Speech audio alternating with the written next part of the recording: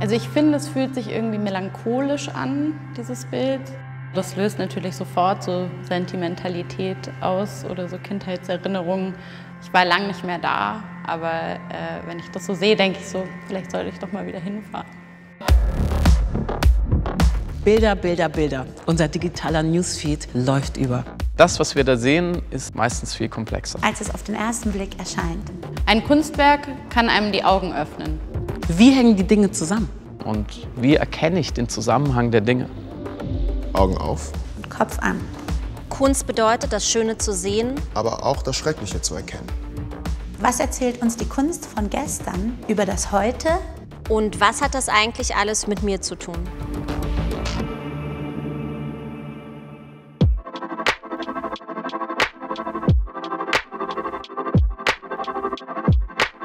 Ich bin Theresia Enzensberger, ich schreibe. Mein letztes Buch hieß Auf See und ist insofern sehr passend zu diesem schönen Bild.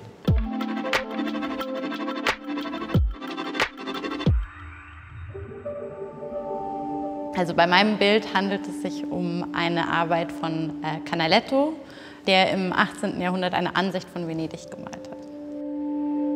Auf diesem Bild ist ja sehr viel los und deswegen sollten wir vielleicht uns das mal ganz genau anschauen. Es ist ja relativ ungewöhnlich, dass ein Bild nicht viereckig ist, sondern so einen ovalen Bildausschnitt hat. Es ist ganz klar so, dass der Künstler hier etwas konstruiert hat. Es gibt eine Mittelachse, es gibt einen Fluchtpunkt, das ist der Eingang vom Canal Grande. Unten ist das Meer, oben ist der Himmel, es gibt diese tolle Wolke, die ja auch irgendwie sehr künstlerisch gesetzt ist.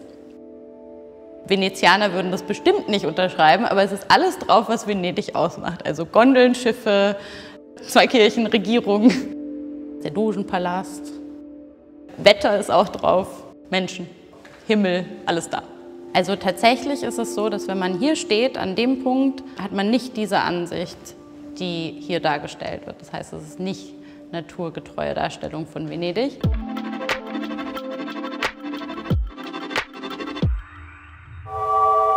Diese Art von Bild hat auch einen Namen, und zwar ist das eine Vedute. Und das hat mehrere Merkmale, eine Vedute, aber eins davon ist zum Beispiel, dass man eben die Stadt so darstellt, wie man sie zum Beispiel auch auf einer Postkarte darstellen würde. Also man sieht die Charakteristika einer Stadt.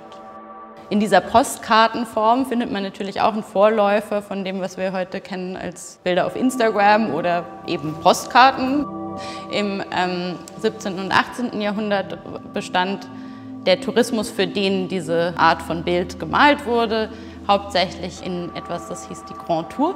Da wurden junge Männer, meistens aus Nordeuropa oder spezifisch aus England, auf diese Tour geschickt. Und es ging darum, eine Bildungsreise zu machen. Es war eine Art Initiationsritus in die gehobene Gesellschaft. Also man nahm an, dass diese jungen Männer dort Dinge lernen würden, die ihnen dann im Rest ihres Lebens helfen würden. Es war natürlich auch ein Statussymbol, dass man das machen konnte, so eine Reise überhaupt. Und deswegen gab es Souvenire, aber eben auch solche Malereien, die dann zurück mit in die Heimat genommen wurden und dort ausgestellt wurden oder anderen Freunden gezeigt wurden, um zu zeigen, ich war auf der Grand Tour, ich war in Venedig. Die Grand Tour war die Bildungsreise des 17. und 18. Jahrhunderts, was wir heute mit EasyJet machen. Ich glaube, die Grand Tour hat schon Parallelen zu heute. Also auf der einen Seite kann man natürlich sagen, dass sich das Reisen demokratisiert hat, aber die Grundidee des Bildungsbürgertums, dass Reisen bildet und dass das was ist, was wichtig ist für junge Leute, das hat sich ja schon durchgesetzt, das hat sich auch verbreitert, würde ich sagen, in der Gesellschaft als Idee. Und dieses, dass Leute rumfahren in der Welt und sich eigentlich nicht für die Welt interessieren, sondern nur Bilder produzieren wollen darüber, dass sie rumgefahren sind, das gibt es natürlich immer noch. Was man wissen muss bei dem Bild ist, dass zu dem Zeitpunkt, wo das gemalt wurde, ist Venedig nicht mehr die große See- und Handelsmacht, die es mal war. Es hat viel von seiner politischen Macht eingebüßt und insofern ist diese melancholische Stimmung schon auch ganz passend. Es ist natürlich immer schwer, solche Zusammenbrüche von großen Reichen zu datieren, aber das Reich war schon untergegangen. Das ist ja 1730 gemalt worden. Das heißt, dieses Bild spielt irgendwie im Danach Und es gibt so verschiedene Eckpunkte. Da ist einmal der Aufstieg des Osmanischen Reichs, der damit zu tun hatte, dass die Osmanen Konstantinopel erobert haben. Dann gibt es die Tatsache, dass das Kap der Guten Hoffnung umsegelt wird von Vasco da Gama. Das heißt, dass sich die strategischen Punkte des internationalen Welthandels verschoben haben und dass eben sozusagen der auch global ganz anders ausgeweitet wurde, was bedeutet, dass Venedig seine strategisch günstige Stellung verloren hat. Ich habe mich in meinem Buch viel mit dem Weltuntergang beschäftigt, ist ein bisschen größer vielleicht, aber auch da ging es mir immer darum, dass man das nicht datieren kann und das ist ja auch eine Art Mini-Postapokalypse. Venedig musste dann natürlich sich was anderes ausdenken, wenn man eben nicht mehr strategisch die Monopolstellung hat, um diese große Handelsmacht zu sein, dann muss man sich was anderes einfallen lassen. Und das ist ja auch was sich an vielen Orten dieser Welt spiegelt, ist, dass sozusagen, wenn es kaum noch Ressourcen gibt, die ausgebeutet werden können, wenn es kaum noch strategische Vorteile gibt, dann geht es oft um Tourismus. Insofern war das sehr wichtig, dass es solche Veduten gab, dass es solche Souvenire gab, die den Status als touristischer Zielort verfestigt haben. Wenn man Bilder von Venedig sieht, dann sind da oft so riesige Kreuzfahrtschiffe im Hintergrund, was ja auch ein Zeichen dafür ist, dass Venedig es geschafft hat, ob das jetzt was Gutes ist oder Schlechtes ist, einer der Orte zu sein, die am beliebtesten sind bei Touristen überhaupt. Es ist natürlich auch so unoriginell, über den Tourismus zu klagen, weil man ist ja selber einer. Aber dadurch wirkt es natürlich schon auch so ein bisschen leer und hohl manchmal. Und das ist was man, finde ich, an diesem Bild schon auch ganz gut sehen kann.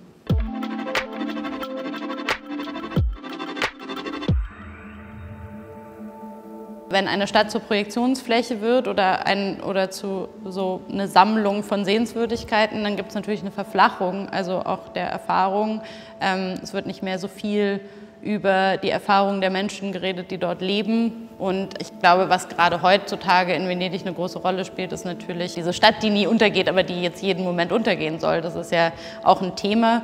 Und die steigenden Meeresspiegel, also wie diese Stadt zukunftsfähig werden soll, das ist eine Diskussion, die wahrscheinlich eher nicht geführt wird. Wie macht man so eine Stadt zukunftsfähig oder wie organisiert man Gesellschaft neu, wie organisiert man Stadt neu? Das ist ja auch eigentlich die kleinste Form der Gesellschaft, spielt auch deswegen in meiner Arbeit immer eine große Rolle, weil das sozusagen wie so ein experimentelles Feld sein kann, so eine Stadt, was man ja hier auch sieht, also die Abbildung der Gesellschaft.